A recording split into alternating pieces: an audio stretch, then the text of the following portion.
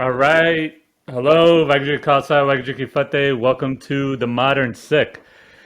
And with me, as usual, I have Jaspreet. Jaspreet, what's up, man? I'm good. How are you? Waheguru Ji Ka Khalsa, Waheguru Ji Ki Fateh. So, man, I'm glad I got you here because we're going to talk about something that is near and dear to me, unfortunately. But there's a method to my madness here. So, I want to talk about meat because I think we have this all misconstrued in Sikhi. I think we have it misconstrued in our personal lives. I want to talk about the environment. I want to talk about all those things as well. But I do want to talk about the meat issue. And so, you down with that? Yeah, I'm down. I'm always down to have a conversation about things we don't like talking about. Exactly. Exactly. So, I don't know if anyone listening knows or the viewers know or whatever that, um, I used TikTok in the beginning for my child. It's like one of those things, you get married, then it's just you and your wife, pictures everywhere. Then you get a child, and all the pictures and videos turn out to be your child. And TikTok then started being a platform where people just educating people on things. So I'm like, you know what? I want to do this thing on meat, and let's just see how that goes. So I did this video on meat, like, can Sikhs eat meat? I'm like, yeah, of course. Let me give you these reasons. Okay, so I gave those reasons. Then I gave, which we'll discuss.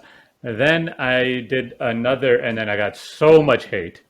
I got so much love and so much hate. I got people with me, like, Baji, thank you for talking about this. I'm with you, blah, blah. I got so much other hate too.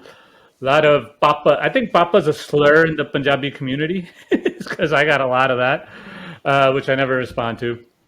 Then I did another video or two or whatever. I think the next one I did, I was having. So this is the truth about this video. I was having a pot at my house. My parents did Saj pot. We don't have a Guru Granth Sahib at our house.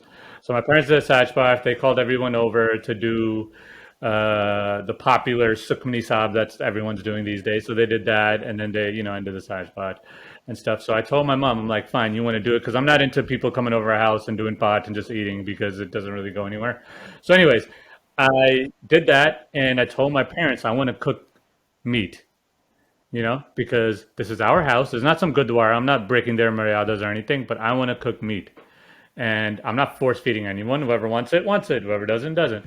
So then I had it. My wife made, I try to buy like organic, free range and all that stuff. So my wife made that chicken and I showed it in the TikTok video. And that TikTok video, I guess it went viral because a lot of Instagram people picked it up. I'm talking to random people like, oh my God, you're that dude in that video, right? You had some meat in the Langar and all that. So yes, I did that. And I'm happy I did that. And I was surprised that half the people ate it. And some aunties ate it too, which I was like, whoa, it was great. So it was, and people are like, why are you doing this? Why are you even touching this topic? So before I even get into that, Justpreet, did you see those videos? Of course, I did, and I enjoyed them.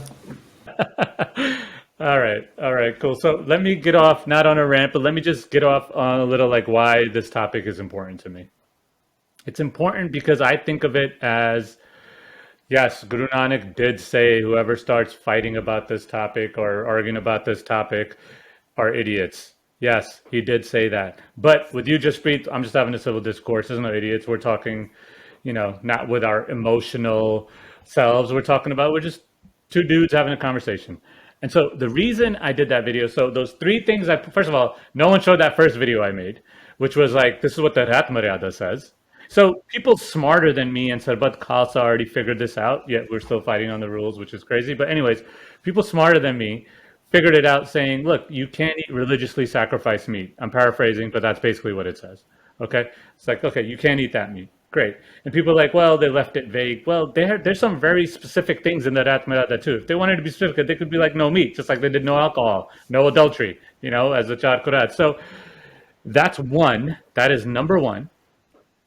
Because they take inspiration from Gurbani too. Number two, one of the biggest brains, the biggest legacy people in Sikhi by Veer Singh, Shri Ast Guru Chamatkar Volume 2, when Guru Amar Das is coming to meet Guru Angad Dev Ji for the first time in Langar, they mention that they're serving meat. And Guru Amar Das Ji gets like, whoa, I've been Vaishnu my whole life. Now there's meat here.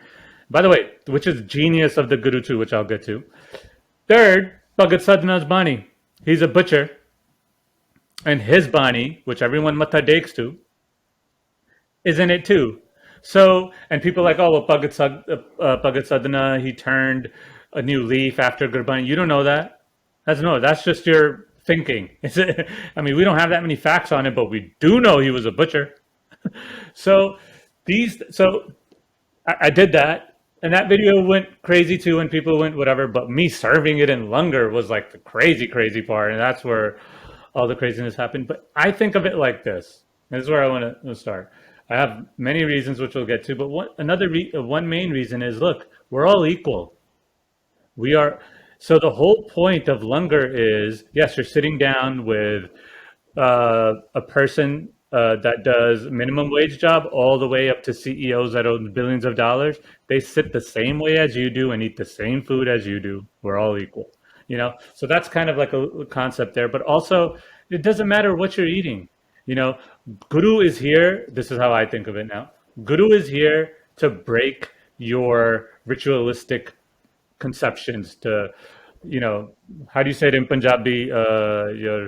Your superstitions, you know?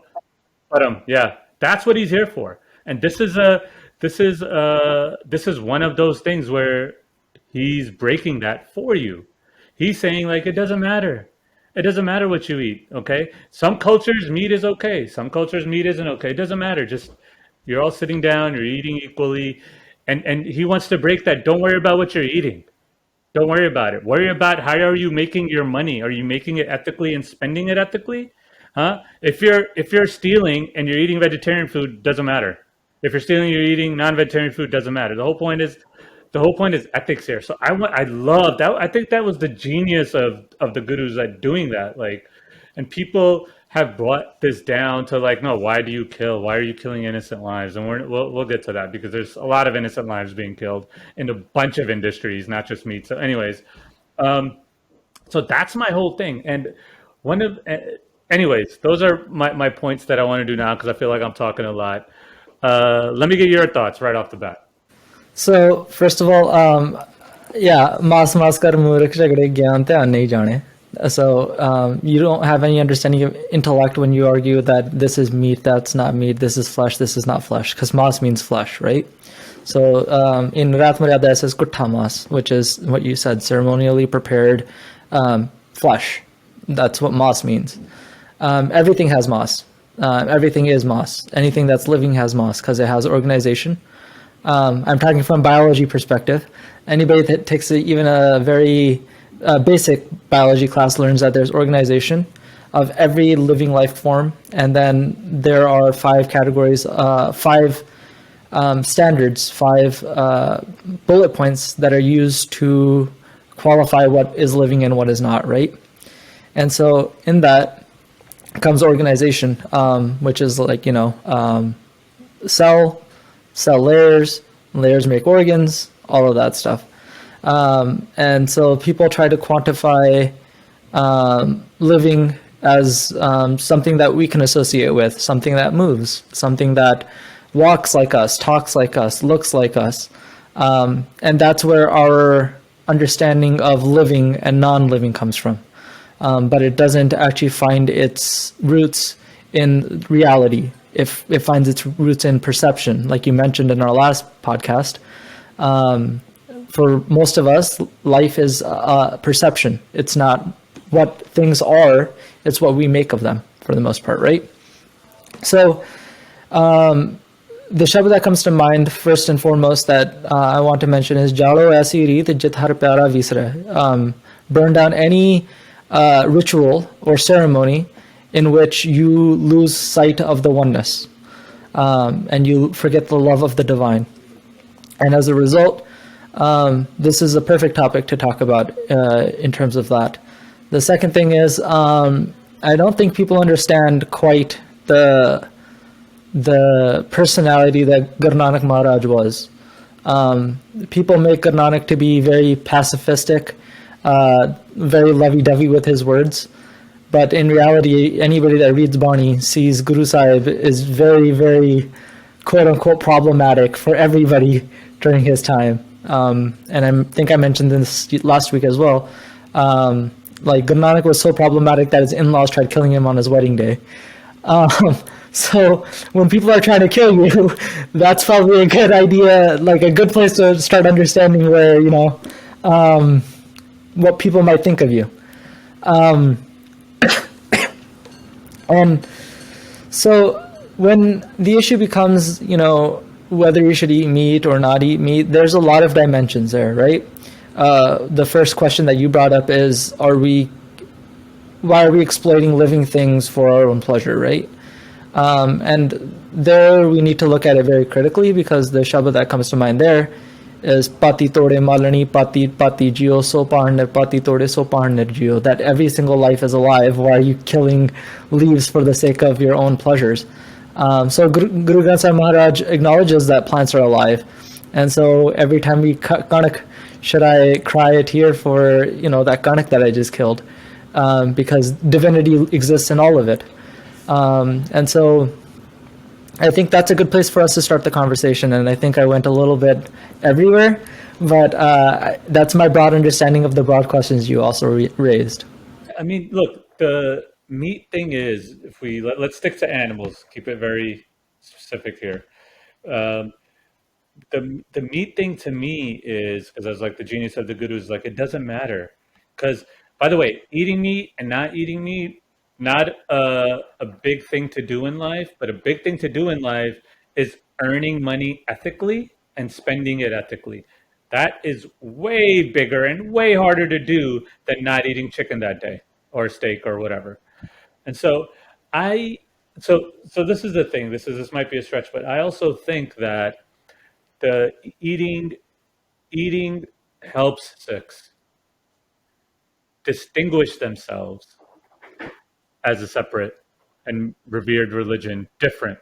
Not that the religion is, bear with me on this, not that the religion is, like a lot of people say, that people that don't know in American textbooks say a little bit of Islam, a little bit of Hinduism, and Sikhism is in there and stuff.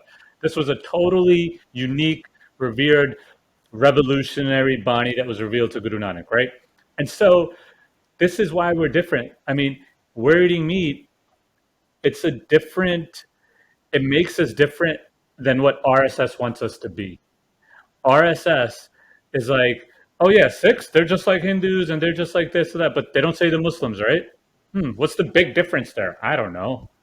You know what I'm saying? If we want to turn to Vaiguru and the divine, it's not towards Hinduism.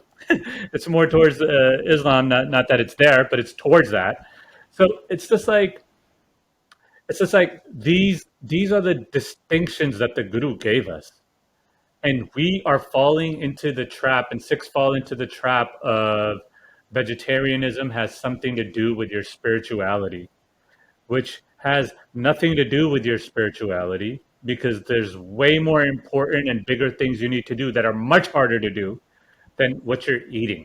So that's why I also believe like the Sikhs eating, it actually distinguishes you from these people that are trying to fold you into their way of life and making you like, oh yeah, Sikhs and basically the RSS, like they would think of us differently if in Langar we serve meat. Trust me, they would not be like, oh yeah, Sikhs are like this too, and they're just like Hindus. That thing would not matter, but we lost that. So these are the type of things I think about. That this is actually helps our case than actually undermines our case. So I would be careful there, mainly because I don't like the idea of reactionary anything. Being reactionary to Hindutva in this way is not, in my opinion, a good idea. We need to focus on establishing our own identity, not because someone else is, challenging us, but because this is what we are, right? So even though it does counter the narrative, that shouldn't be the intention, right? I'm a vegetarian. I'm Amritari, but I use the word vegetarian very cautiously because I only use it for discussion with other people to help them understand where I land. But in terms of My own dietary restrictions. I have eaten meat before, as recently as a few months ago, just simply to show to myself, because I say there's nothing wrong with eating meat, and people are always like, you always say that, but I've never seen you eat meat. I'm like, because I don't want to. It's not what I've grown up on. It's not what I like. I don't enjoy it, and also my personal motto is because for environmental reasons I don't eat it either. But it's also that, if you don't need it, don't eat it. Like, I don't need it. I work out, but I drink protein shakes. And so that's how I supplement my protein. But for, women or people that have low, are anemic, because a lot of women in our community are anemic, the issue that I come up with the most is that we're making these women choose between their health or their religion, and you can't have it both ways. And that's very problematic to me, before anything else, because at that point you're telling them that either you are committed to the guru or you're committed to saving your own life, but it can't be both ways. And that I have an issue with, particularly because as a community, we have a lot of barriers that we have put up, whether it's linguistic, whether it's social caste structures that we're going back into. But Bani contradicts all of that. Bani literally tells us that, we're supposed to be open, that even Guru Granth Sahib Maharaj has 7 different languages written in one font, and one script. And when that's the case, where we're so cosmopolitan in our approach, then we've gone away from the idea of, become a good Muslim, become a good Hindu, become a good Sikh, become a good whatever you are. And we've gone away from that. That doesn't mean we don't call out their hypocrisy. It means that even in those religions, there is righteousness somewhere.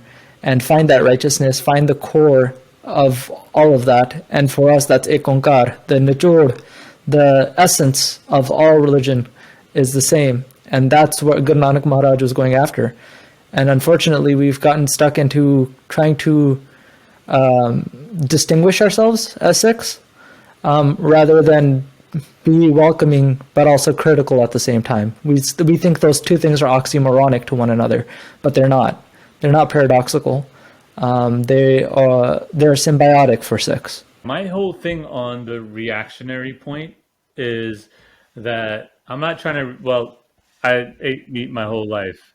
My parents ate it. Luckily, I'm in a family that I have Amritaris and everyone, they eat meat too, because they just know the real deal, and that's how Sikhi was taught with me and my parents, which is crazy. We come from a pind in Punjab, yet when they come here, burgers, everything was all good. And so I never had that. I never had any dietary restrictions, really, to tell you the truth. But for me, it's more reactionary. It just tells me that people and their superstitions are at a maximum right now, and I mean, I could see with my parents, aunties, other people, other religions, and everything. It's just like, dude, this has nothing to do with your spirituality. This has nothing to do. Like another big beef I have is that I tell people, I don't mind. By the way, I want to say this, that I don't mind when Sikhs are vegetarian. I think that's great. Like, do whatever. I just mind. I just mind when Sikhs say this is Sikhi. That's when I'm like, no, it's not, dude. This is you. It has nothing to do with Sikhi. Okay. Do I do everything according to Sikhi? No. But then I distinguish it, like, dude, this is wrong. This is my stupid habit, or this is whatever. That's how you got to distinguish it. You just can't, yeah, this is part of Sikhi just because of my own personal belief. Like, yeah, it's fine. Be vegetarian. I'm not telling anybody to eat meat if they don't want to.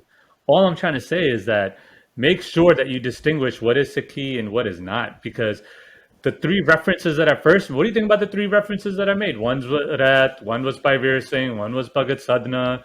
History books, you could see, and by the way, Kabir Singh wrote that there. Kabir Singh's oh man, the Chamatkar books, Kalgidhar Chamatkar books. He has Langar where he talks about meat there too. We had Banda Singh Bahadur, having pork soup to know to get initiated into the Khalsa there. So it was just like it's like people don't know, and I get it. People don't want to read. People don't actually want to know their history. They just want to do whatever their Baba tells them to do, or whatever the Gurdwaras are doing. So let's address, because I got you here. Let's address some of the complaints and all these crazy comments I got. Okay. So one of the crazy comments is that, and I want to get to the Gurbani ones too, but one of the crazy comments is, why are you, uh, Sikhs only ate meat when they had to. They had to eat it, and so whatever, but why kill innocents when you don't need to? And I'm like, what? You kill every day, man. So, I mean, at least in America, I know, like, I mean, hello, where's your milk coming from? Well, I mean, have you seen any video on factory farming ever? Like, where's your milk? Where's your medicine coming from? Did a lot of rats die there? The medicine that you're using, that your parents are using. So it's like you can't give me those arguments. Those are very emotional arguments, in terms of my sense. But anyways, let's talk about that. Let's talk about the points of why kill innocent when you don't need to, and you could just be vegetarian stuff. So even to your point that you made against that argument, it's quite frankly, it's a whataboutism, because it's a way of escaping the topic itself and changing it to something else and shifting blame. So I would be careful on that, on a personal level. But what I would say is that when it comes to the issue of torture or improper treatment of animals or human beings, for that matter, exploitation of any sort, Sikhs have always took a very critical approach to those things, correct? Always. And when you talk about, where your dollars are coming from, quite frankly, most of us have very exploitative practices even there. Whether you're a business owner, a lot of business owners actually, stock market, corporations, you name it. There's exploitative processes in all of those, and especially in a capitalistic market where those things are rewarded rather than shunned, then that becomes natural for us. But what I'll say is that your three sources are great, but the reason that they're not accepted by people is because they've learned different, right? Their takes are from some Gyani, some Baba, some person, Sant Baba, whatever, and they give more accreditation to that than a book written by Ganda Singh in the 1920s. Or a book written by Veer Singh, who is a reformed Sikh, quote unquote.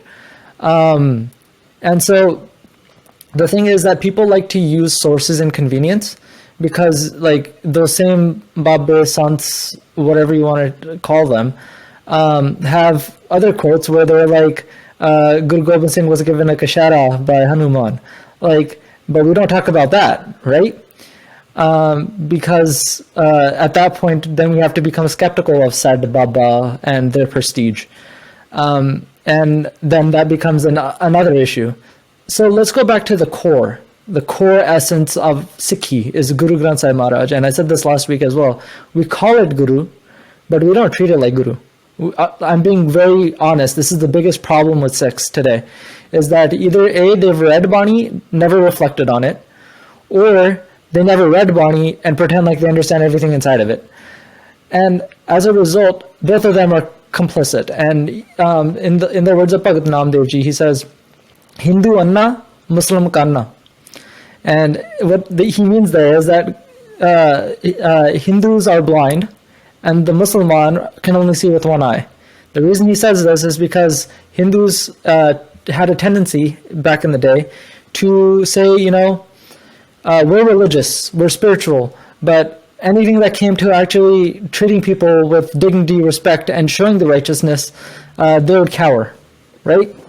Anytime it became an issue of a discourse about the disenfranchised, they would pivot or use some sort of cunning to get away from the topic. So that makes you blind. That is blindness. And then the same thing is said about Muslims, but half-blindedness is because their conviction is only so far as what is written.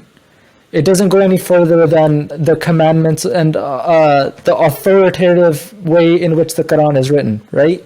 So they follow the Quran to the letter, and that's all that matters. And anything that's beyond that, they avoid. They don't talk about. They don't take the things that are in the Quran and apply them further. So Bhagwan Namdev Ji says that the person that applies divine wisdom beyond just the written word, and actually applies it, not just principles. This is not just a conversation of like, oh yeah, I think eating meat is fine. But actually applies it in their own lives.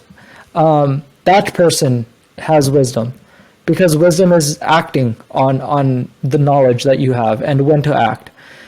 And so, going back to your main issue, like you serve meat in the langar. It's worth noting that even in that langar, you didn't just serve meat. And the thing people keep pointing at is that meat was there. And my quarreling with the issue is that there's a process in which you can have such a langar. And it's not a one-person decision. We're not Guru Nanak Maharaj making these decisions by ourselves. Sarbat Khalsa and Khalsa in general is supposed to be a deliberative body. And as a result, the one thing that I had an issue with was there deliberation that took place beforehand, with whether it's the Sangat, whether it's your family members. Were you able to sit down and just be like, hey, I want to do this, let's hear it out. And let's have a proper conversation. Let's go through the proper channels and figure it out. Or was it one man, one person, one family army carrying the squad? So that's my issue. That's the only issue I came up with, was the deliberative process through which the quote-unquote consensus was found. Does that make sense? I think so. I think it makes sense. Was it a family thing? I mean, I had to convince my mom. My dad was down. My wife is down because, I'm all about do the right thing, or do what's right in Sikhi at least. I know people think it's wrong, but I think it's right. I think it's, and so they were there. Everybody that came, it was a self-serve thing too. And I hardly, honestly, tell you the truth, I don't even want to call it langar. Langar is like an open free kitchen. This was just food at my house for people that I invited to be part of the pot. So, but for this sake, we'll just call it langar. So it wasn't like a one-man thing, but it was convincing on my family to be like, because I want to break their superstitions, my parents. I want to break their superstitions too. And there is a lot, by the way. I just think it starts with this. You got to go little by little, something that's like a little dramatic, a little like crazy. My mom, because my mom thought like, I did pot, I did all this. I don't want anything bad to happen just because we do this now and blah, blah. I'm like, Mom, nothing bad is going to happen. Nothing. And so far, nothing bad has happened. So, hopefully that'll break my mom's superstitions and put them to like, okay, look, this Tika, we're still all good. Everything is good. The roof didn't collapse. Like things are okay, So it was fine. It was fine. It's just that, but the other things. So let's get into this too. The other things that people said in the video, even though people wanted to kill me. Yeah, don't eat meat or anything, but they'll kill a human being. It was just funny. So one is let's talk about Gurbani, because one thing I got is like the Kabir lines of why kill chickens. And by the way, I've gotten that from my in-laws too. I've been to they used to have like Bible study. I used to call it Bible study because it was basically reflecting on whatever lines they were up to and any part they were doing. And I always used to bring it up, like, why aren't we serving meat here? And they just got like crazy offensive. Everywhere else they'll serve, but not there that day because, I don't know, you're praying. Just a lot of hypocrisy everywhere. Anyways, and they brought this line up too. So explain this line to me, because I think you're the man that could do it. Talk about the line and explain it, your understanding of it. So first and foremost, going back to the conversation about RSS and Hindutva, the first line of this Shabad is actually Ved Kateb ko ho mat jhuthe, jhutha jo na bichare. So do not call the scripture themselves false or anything inside of them false. Call the people false who do not actually contemplate what's being said. Do not sit there and critically analyze what's being said. So that's a universal message for anybody that's listening, not just for Sikhs. The second line is, Jo sab mein ek khudaye kehat ho, to kyun murgi mare? Right? If you say that Akal Purkh Vaheguru Ji is in everything, then why are you killing a chicken? But he's not just talking about a chicken here. The context is about Hinduism, Brahmanism. That if you believe that a cow is sacred, and somehow you can't kill that, that's profane, then why do you kill chickens? That's the conversation that's taking place here. It's actually not making the case that you shouldn't kill chickens. He's questioning, how are you saying one thing is okay to kill, but then saying, oh, but this other thing, do whatever you got to do. Like, you can't touch this, you have to fence it off, border it off, keep it safe. And then, so the Rahau Pankti, the central point of the Shabad, is Mullah Koho Nyao Khudai. Then where's the justice here? Where are you finding justice in this idea that, you know, you can kill some things, you can't kill other things? It's okay to eat gulab jamun for flavor, but it's not okay for us to eat a chicken. It's okay for us to eat put tadka in our sabjiyan for our sake. Because let's be honest, most of our doctors tell us tadka kat khaya karo, like, you know, use a little less oil in your food, stay away from certain things. But most of us don't. And so, where do you draw the line? That's what this first line of the Rahau Pankti says. And then the second line says, Tera man ka param na jai. Sorry. Tere man ka param na jai. That your delusions, the delusions of your mind, they don't go away by this idea of profane and acceptable. This idea of sacred and unsacred. This idea of secular and religious. Your delusions about these things don't go away because you don't understand that all of it's one. You don't understand that all of creation is one. And then so Guru Sahib or Kabir Ji continues and he says, Pakade jio anya de binasi mati ko bismillah kiya. That you've killed animals, and then they said, oh wait, it's okay to kill these because they don't matter as much. They somehow have less intellect. Because also in Hindu mythology, the idea of karma includes what you digest and what you take in. And one of their ways of defining or finding which animals will give you more sin and which ones will give you less is by how intellectually inclined the animal is, right? So, like, a dog has more ability to understand and comprehend than a snail. Thus, it's better for us to eat snails than to eat dogs. But here's the problem there. By what standard are we talking about cognitive understanding? Because we only see things from the perspective of human beings, and so it's relational to ourselves. We think we're at the top, and we think other things are below us, but science has told us that human beings are only good at very few things, but animals are better than us at a lot of things. Like an eagle can see much further than we can. Does that go into this cognitive idea?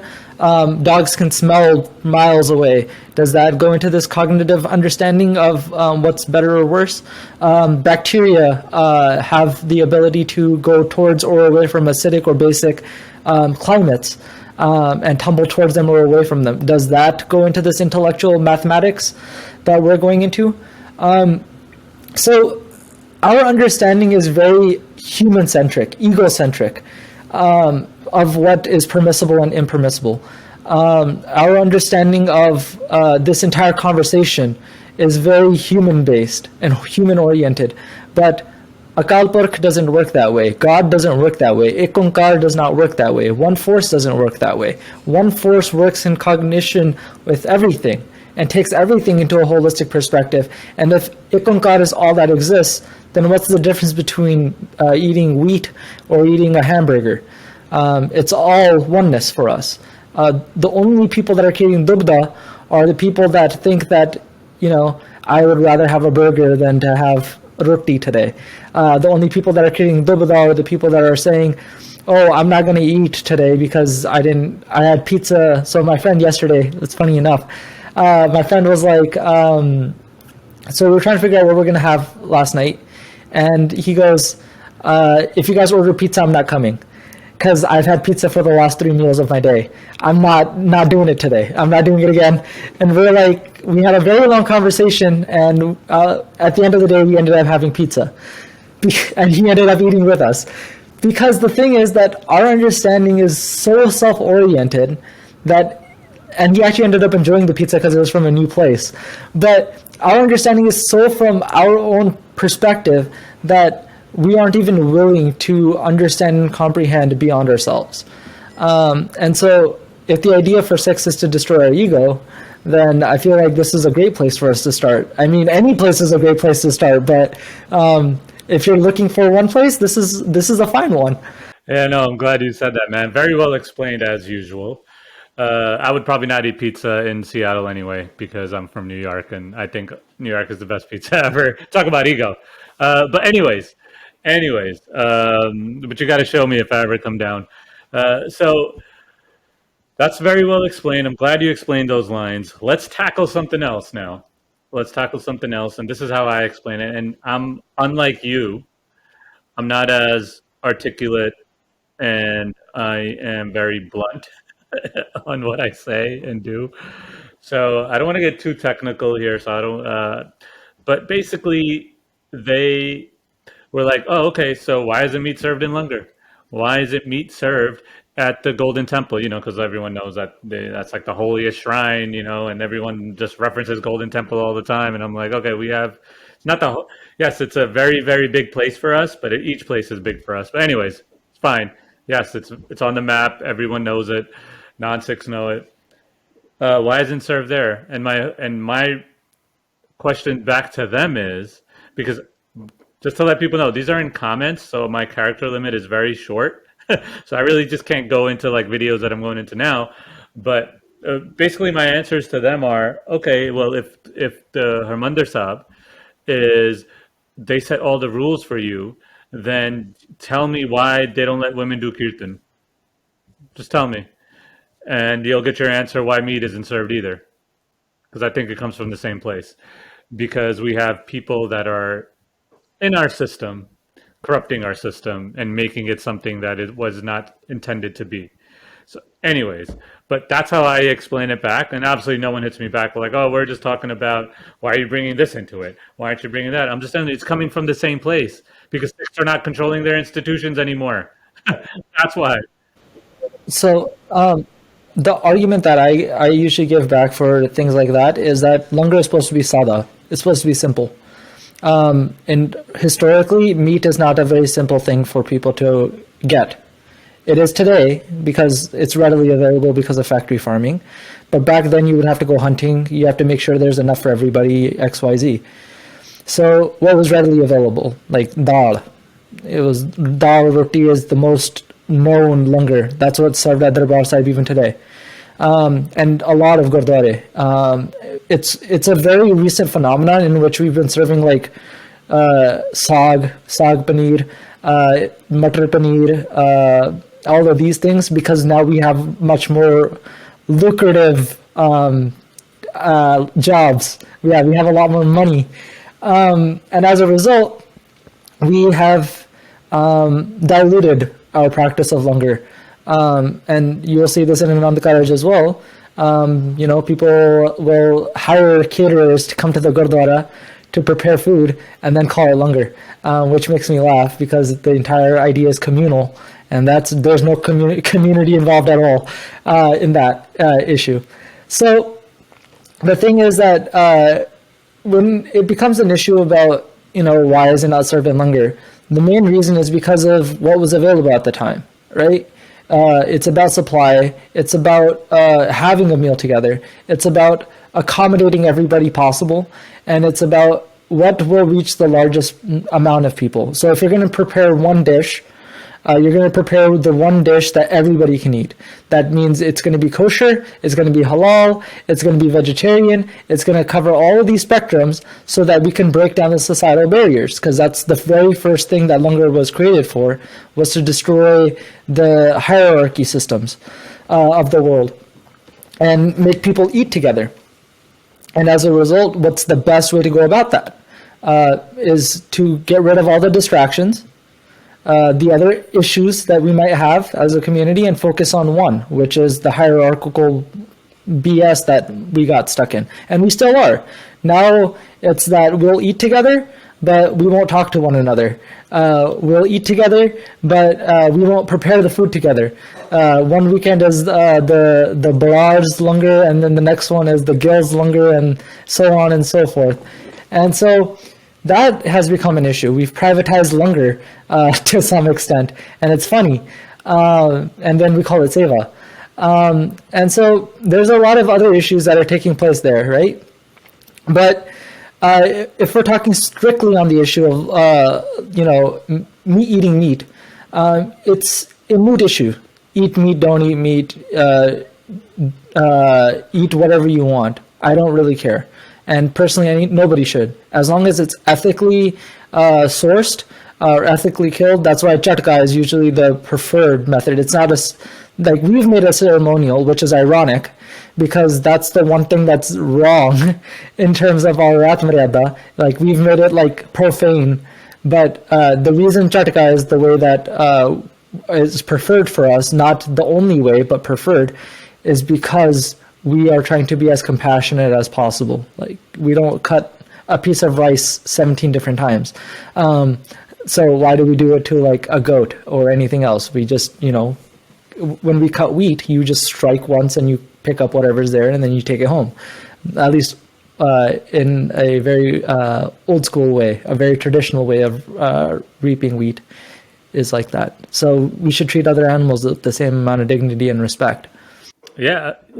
Look, I said I didn't want to get technical, but so let's say a Jain person comes to Langar, right? And I'm not talking about Darbar Sahib Langar, I'm talking about Langar in America. Ain't gonna be any onions in it.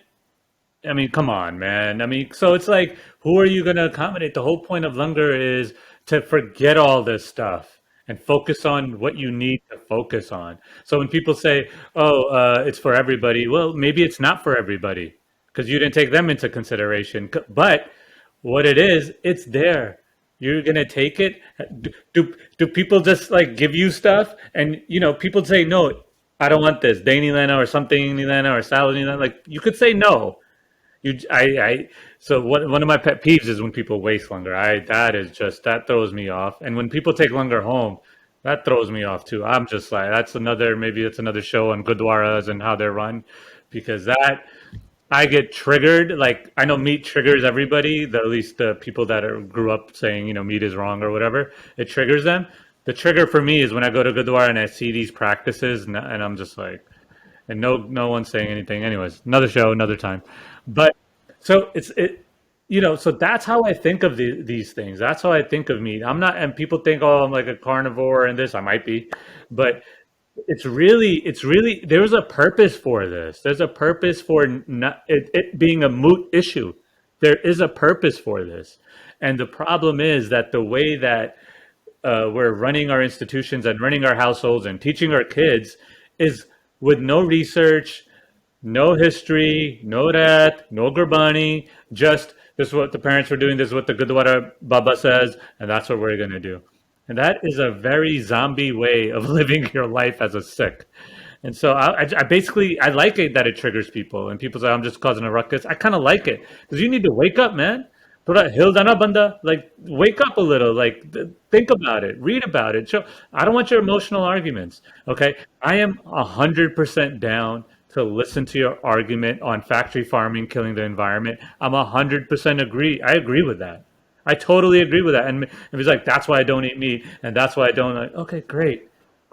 I'm 100% with you. This is so wrong and everything, And I wrote that to somebody on their TikTok. I wrote that. I'm like, that's great, because she was like saying meat and Sikhi or something like that. I just like writing back to people. They never respond to me, but I write back to people. And I'm like, okay, cool. So what about like Costco, Walmart, all these big players? Do you not go and buy things there? Maybe you're not buying the meat. Are you not supporting them in other ways? And they are killing the environment and factory farming and all that stuff. So where are you going to draw the line? Where are you going to draw this line? So either you're going to be a true sannyasi or whatever it is, or you got to work with what you got and the system that what you got. So you can't give me that one argument of like, okay, I respect the person that doesn't buy from Walmart, that doesn't buy from Costco, that does their own thing and says, Manpreet, this is wrong and this. I'm with you, but you can't be like, yeah, it's factory farming is doing that stuff, but let me buy all this bulk from Costco and Walmart too. So it's like, dude, you can't have your cake and eat it too, and that's what everyone's trying to do because we all live in the gray. I totally get it, but you cannot make these arguments then. Here's my argument back, and this is from Bonnie. It says, "Sanj karijya guna keri shad avguna chaliye." That we should deliberate on the virtues of people, not on the demerits of people, because that's just cutting each other's knees, and that's crab mentality, right? And so, again, I'm going to go back to what I said earlier about whataboutism. We need to steer away from that. I understand your frustration with people nitpicking on your life and this specific topic in your life, but if their argument has virtue, then it's our job to give it its place and to heed their warnings. Like, even if, okay, so I shop at Costco, that's fine. If you're telling me that I shouldn't shop at Costco for XYZ reasons, I should take that into consideration. I shouldn't be like, but you eat meat in reply. That's a very, you see what I'm saying? It's a very unproductive thing for me to do, for anybody to do, is to be like, you're not better than me. It's like, okay, but they're better than you in this one way. So take that on. Put that in your own life. Forget everything else. If the person's ਜਿਹੜੇ ਬੋਲਾਂ ਦੇ ਵਿੱਚ ਦਮ ਆ ਤਾਂ ਫਿਰ ਦਮ ਲਵੋ. Like, why are we fighting about if I'm an angel or not? Of course I'm not an angel. But if there's virtues that I do imbue in myself, virtues that do exist in me, then our job as Sikhs is to take that as divine inspiration and apply it to our own lives. And so I think that's a place that a lot of us need to start, is that personal responsibility and personal onus that needs to take place in discussion. It's like, you can't necessarily change anybody else's mind, but are you willing to change your own? Because if that person's like, well, like, you shouldn't eat meat for XYZ reasons, be like, yeah. And I think I've heard about this about Harinder Singh as well, is that, he will say, oh yeah, I'm a vegetarian. Like, I don't eat meat other than like just for theatrics, to mess with people, right? And I'm like, fine, that's fine. I agree with that. I can get behind that to some extent. But I don't do that. But I do pick these arguments because other people bring them up. Like, I'll be sitting in a conversation with a bunch of friends and someone will be like eating a lobster or whatever, and we're like talking about Sikhi, and they'll be like, look at us, we're talking about Sikhi and he's over here eating a lobster. I'm like, so what? And I'm like, I don't get the joke, and just act dumb and then get into the conversation with them. So there's other ways of approaching it. We just have to become more creative in our ways of getting into that conversation. And I think that as a community, we need to become much more aware. And there's a larger conversation that needs to take place about preparing our food, which is like the Bibiki arguments and like those aspects of Sikhi as well. Because they have their merits. It's not about, like, people make those arguments about ritualism, and it's become ritualism to some extent, but in their original form, they have some very strong arguments that can be made. And that's not about being super strict about babeki, but to make your own food all the time, or as much as possible, is a good virtue to have for all of us.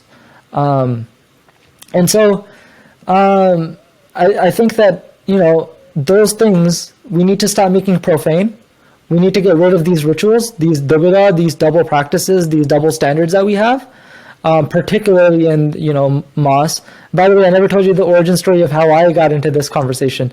So the argument, when I was growing up, people would ask me this question. They were like, so is eating eggs meat?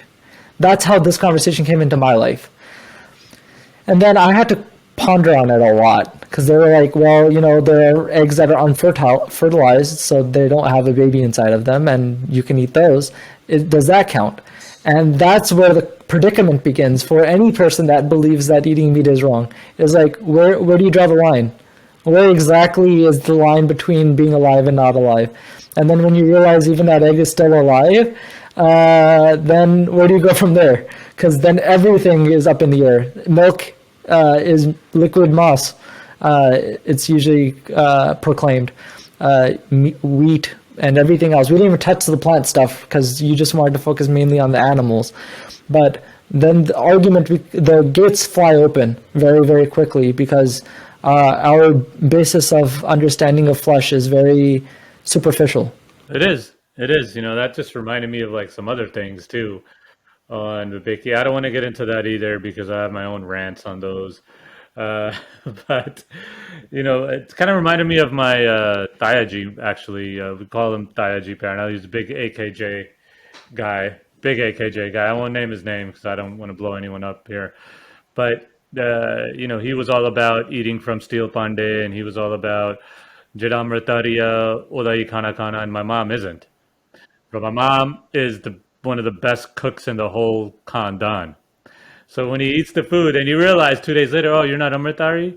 I thought she's like, nahi, main Amritari nahi hegi. But that food was too good. He couldn't say no. And he ate it. And, but I think older he got a little less strict and he realized about life too and stuff. Anyways, it's just a funny thing. But so, this meat thing is, gets people. And I want to talk about another line from Gurbani that is, and how I understand it. And it's just the first line. And I think you could explain it better because you're way more better in this than me. Is the Hak Praya Nanka line? Yeah. Yeah. Yeah. So the way I understand it and the way it was explained to me was that for a Hindu, uh, cow is bad, for a Muslim, pig is bad, but for a Sikh, anything unethical is bad, you know. And so, and I'm like, yeah, another genius line by the gurus, another genius way to think of life, you know. And that's another line I point to. And by the way, there are some, I guess, Sarabjit Singh Tunda when he talks about it and stuff. There are some like so-called preachers in Sikhi that actually know their stuff too and say the right thing, but then they get lambasted by everybody else who's trying to keep us all, I don't know, sterile, I guess. I don't know. They don't really want us to know what the deal is. And how could we be free of these things? Because I know this might be a big thing, little thing, but I think this is like free and sovereign. You know what the good thing about being non-vegetarian is? I could eat vegetarian food. I could go to anybody's house and I'm never going to be like picky or anything. I could also be like, Joe Hega de do plates. I'm totally fine with it because I could eat everything. Those are the beauties of being, and I think that's like sovereign eating, if there was a thing, and that's what it's up. And luckily, my wife is, she's not, she eats everything too. So we're big foodies. And so it's just like, it's a weird connection too. I know people that have married Sikhi, non-Sikh life, that have married vegetarians. The husband eats, but the wife doesn't eat. It's mainly the husband eats, the wife doesn't eat. And there's always like little contention. Always like, where are we going to go eat this food? What restaurant are we going to pick and stuff? And I'm always free. I'm like, pick anything because I could eat anything.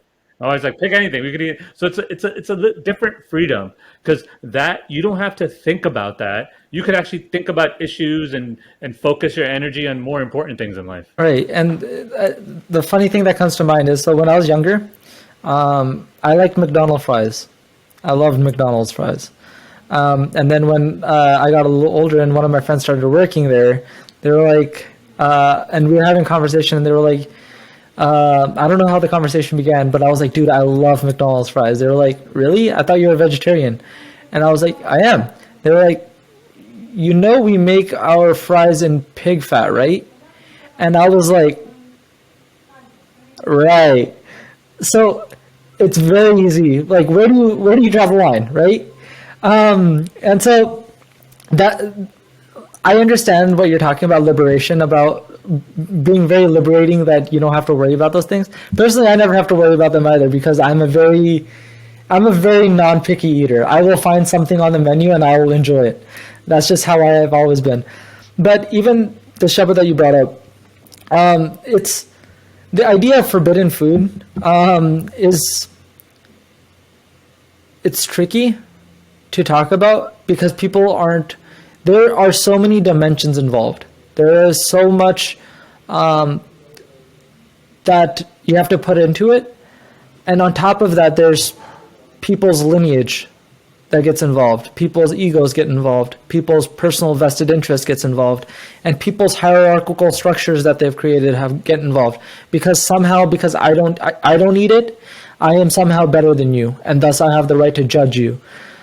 Gets involved, and when that becomes part of the conversation, then the conversation has expanded to one that the gurus are literally ahaing about all the time because it's the self-interest has taken over rather than the conversation itself.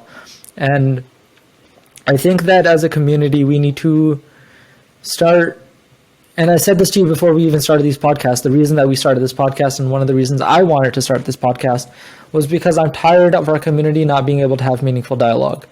I'm tired of our community not being able to come together and have a conversation where the conversation is about the topic and it's not about me or you. And ironically, that's the reason we say Fateh. In my opinion, the reason we say Fateh is so that the conversation is not directed at my victory or your victory. It's the victory of Akal Purkh Khonkar, the one that we serve, right? And but we don't do that anymore. Like we don't. That's not the first thing that comes to mind when we start a conversation or end a conversation. Is that we belong to the sovereign. We're the land of the sovereign, and that whatever takes place, whatever fruit bears on this land is also of that sovereign. And I think we need to get back to being able to do that. And unfortunately, this conversation is a direct barricade that is present that we're not able to address properly. And so I'm glad we had this conversation so far, man. Yeah, me too. Me too. I want to talk about one last thing. Maybe it might be last thing. I don't know. We'll see where it goes. But I said in that video where I showed meat in Langar, I said I wanted to take Brahmanism out of Sikhi. And so people on the comments uh, got up in arms like, oh, what do you mean Brahmanism? And what do you mean this? And what are you like anti-Hindu, anti? I'm like, what? I mean, dude, just research Brahmanism before you get before you start saying things. Of course, no one wants to read. But and the reason I said that, man, is because I see this. So let me say something here. I don't know if it's going to be good or bad, but whatever. I was at my Masi's house, and there was, a newly Amritari person there, and I have my own beef with him, whatever. But it's all good. We're civil. We talk, whatever. But it's different. It's like we had a birthday, whatever. We cut cake. They bought their own cake because it's eggless. Okay. So now my wife is like helping out, cutting cake and, trying to give pieces to people, whatever. And I don't know, she's like, so it was something like, did you wash your hands and did you like use a different knife now and stuff? And and I didn't say anything. It's my Masi's house. So I'm like, I don't say anything. Even, if you know me, I would say something. But I'm like, all right, because I wanted to be like, cut your own damn cake, you know? But it's also like, okay, so that happened, right? And you go to like people that are Amritari and that are now vegetarian. This is like what is this a new caste? Like that's what I feel, and that's the thing that's happening here. That we're becoming any kind of like what are you like higher than us? Like because that's the thing that they're trying to show, that's why I like when Tunda said one time that we start thinking that when a person comes over and we're like, oh, nini मैं ये नहीं खाता and मैं ये नहीं करता and ऐसे हम बता we start thinking he's so sophisticated and great and stuff when it's actually the opposite. And I was like, yo, I love Tunda when he said that. That was a great line. And that's what's happening. I feel like there's a little casteism going on. They're like, oh, we can't touch your knife. My wife can't touch it. We're like, where did that come from, dude? Like, so this is, and by the way, this is what happens. This is when you start making these divides in these things. And by the way, food is every day. People, you go to any Punjabi household, they're eating every 2 hours something. So food is a major part of people's lives. So when this happens, I'm like, yo, see, this is what's happening. This is the Brahmanism I am talking about. We are all one. भाਵੇਂ मैं हथ लाया, उन्हें हथ लाया. She didn't come from the bathroom. She's working on other things, but you're making it sound like she is not suchi yet, and she's going to touch it with her dirty hands or whatever. And so it's like, so this is the type of environment. These are the types of Sikhs. When they start doing these things, I get very triggered too. I'm like, yo, man, so now you guys are separate from us. You're better than us, because that's what Brahmanism does. They're trying to control and they're trying to be the elitist. And now you're trying to think the same way. And this is a dangerous path. So, what I'll say is that in our community, exactly what you just said, there's a superiority complex that comes with being Amritari or whatever, right? Ironically, the job of the Khalsa was to be, like Bhai Gurdas ji talks about Sikhs. He says, Pani challe navan anu. And he says that the job of water is to make hot things cold, and it might heat up a little bit while doing so, but then it immediately goes back to being cooled, right? And it says Gursikhi di yehi nishani. That's the shabad, like that's the very last line at the bottom of the Bhai Gurdasi shabad there.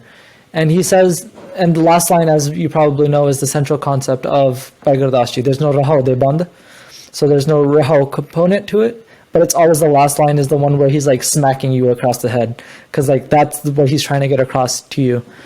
And so it's ironic that Sikhs have become, uppity when we're supposed to be low. Mataniva, what was the shabad? Sorry, forgot. Mataji, there you go. I see it in people's Twitter bios all the time, but never understand if they're applying that. But the thing is that as a community, we need to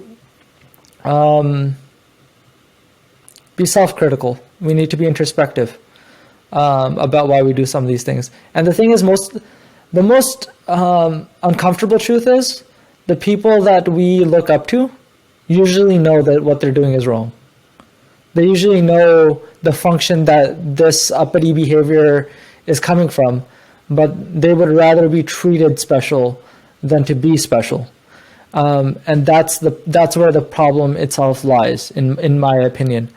And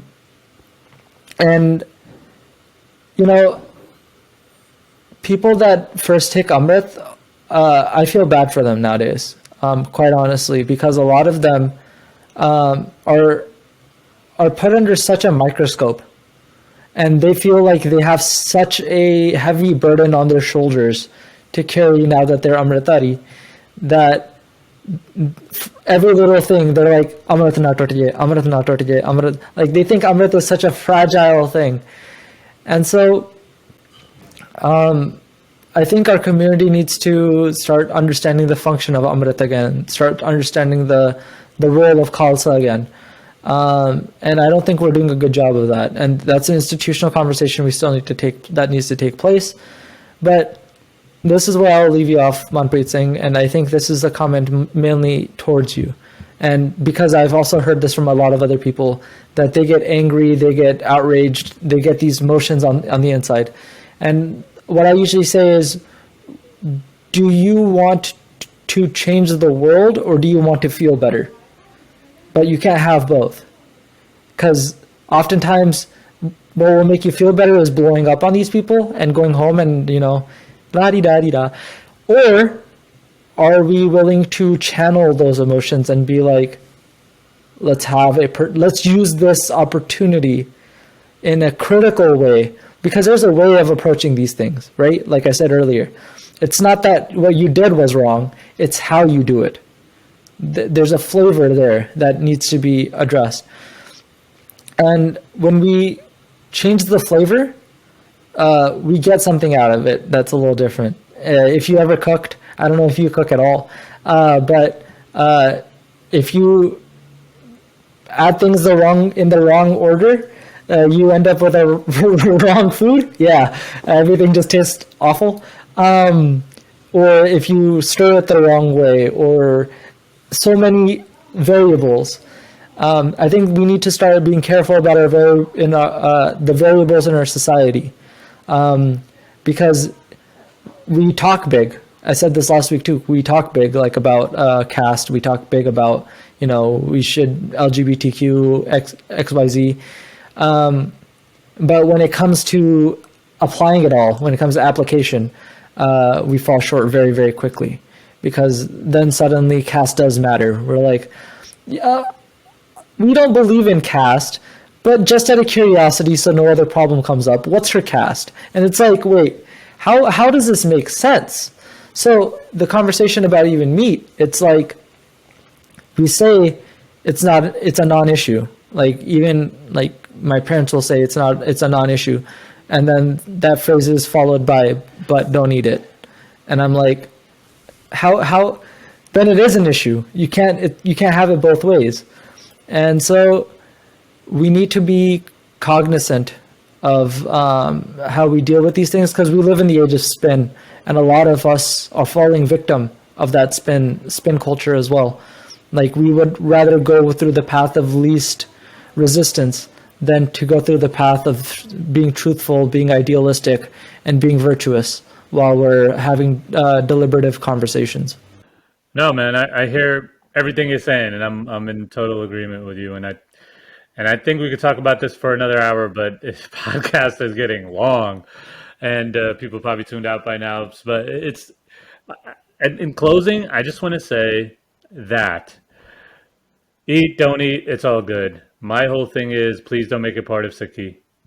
Please have your ethical arguments, which is great. Have your ethical arguments, have your factory farming, and do all that. And do what you want to do. Just don't make it part of Sikhi. And of course, I don't do things the right way. And I think sometimes that's deliberate, that I don't do things the right way, because I want to hit you guys hard. I want to just smack everybody right in their face, and I want them to talk about it. I want them to move. I want them to, like, something in their brain to go off.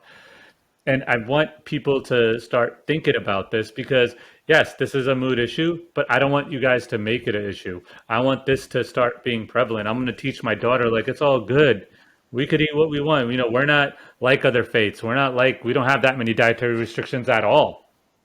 We don't have like meatless Tuesdays and all this other stuff. We are like a totally different, I was going to say animal, no pun intended, but we are just totally different, So, in closing, I just want to tell people, yeah, we might not be doing the things the way, but at least please read Gurbani, please read history, please read some books, get some research done, do it for yourself. I tell people all the time, at least young Sikhs, younger than me, just read the Rehat. It'll give you so much knowledge that half your parents, what they tell you is BS. Just reading a very small pamphlet that you could find online and finish within 30 minutes. Like, just read that, and a lot of things your parents told you or Gani told you and what Gurdwaras are doing, you'll see what's wrong and what's right. Not saying Rehat is 100% correct in its way, but it will tell you way more than your parents ever did. That is just true. So I want people to read. I want people to go out, and after you do this, make your decisions. And maybe you'll still be whatever diet you want to be, but maybe you'll just stop saying, like, this is part of Sikhi. And that's my whole thing. Stop saying this is Sikhi. This is not Sikhi. This is you. And that was the purpose. And that's kind of this purpose of this conversation, and why we want to talk about it too. That leave this alone. Focus on the bigger issues of the Panth. But focus on this too, because we're kind of they're making us, society and other forces at play are making us something that we are not. So don't fall victim to that either. Yeah. And my one piece of advice for anybody listening is be critical. Always be critical. Guru Nanak was critical. All of our gurus were critical. Being critical is not the absence of being open-minded. Being critical is actually the reason we're critical is out of love. We're critical because we want people to understand why they do what they do. And if what they're doing is wrong, then helping them find a better way of doing it. We're not saying the Sikh way is what you need to start following. We're saying that if you're a Muslim, figure out the Sikh way to be a Muslim. There's a Sikh way for every single human being on the face of the planet, regardless of what faith you follow. And the last thing I will leave off on is that the people that are trying to get into Sikhi, the people that are trying to raise their kids in Sikhi and trying to explain all of these topics to them, start living it. Start living these conversations. Start living the dialogue that we're talking about here, because it's easy to talk, but kids learn a lot more from just our actions, how we go through the world. And so that's my piece of advice for anybody listening, is that we can have a million lectures, we can have a million dialogues, but none of it will mean a damn thing if we don't back it up with our actions. And like Manpreet Singh said, that there's a way that Guru Nanak Maharaj dealt with conflict and things that he did not agree with, and that was head on for the most part. Whether he went to Makkah, Medina, and he put his feet towards Kaaba, whether it's Kurukshetra during an eclipse where he cut the head off of a goat, whether it's Guru Gobind Singh Maharaj at Baba Banda Singh's, or back then Banda Singh's camp, where he cut up a goat and prepared it, or if it's the story that Manpreet Singh told about Guru Amar Das Maharaj as Amr showing at Guru Angad Dev Ji Maharaj's Langar. So there's a lot that we need to learn, and obviously history has some vagueness to it, especially in the Sikh realm right now, because we have a lot of disinformation and misinformation that's being spread. So do your due diligence, but also be critical. That's, at the end of the day, that's the one thing that it comes down to, is just be very, very critical of why you do what you do, how you do it, and what is the purpose behind the things that our gurus explained to us. They weren't just random acts that we were told to do, like, wear the Panchakakar because I said so. It's because wear the Panchakakar for a specific set of reasons. Here's the reasons. Okay, that makes sense. I'm going to wear them. That's where we need to get as a community, and that's how we need to start carrying ourselves. 100% agreement, like most cases. So thanks everybody for listening. Hopefully, if people will question it, people want to talk about something else, another topic, let us know.